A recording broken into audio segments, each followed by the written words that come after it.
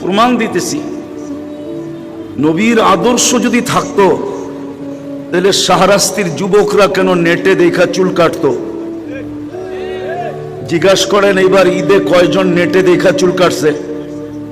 নেটে দেখা মানে নেট থেকে ডিজাইন নিছে, তারপরে সেলুনে গেছে।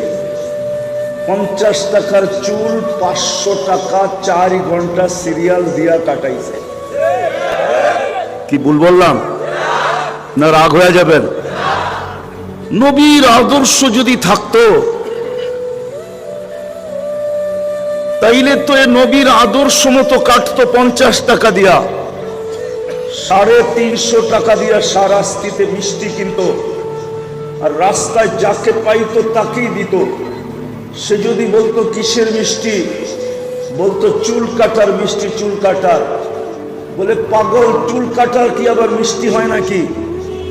শুনছি বিয়েতে মিষ্টি হয়, খুশির খবরে মিষ্টি হয়, চুল কাটায় আবার মিষ্টি।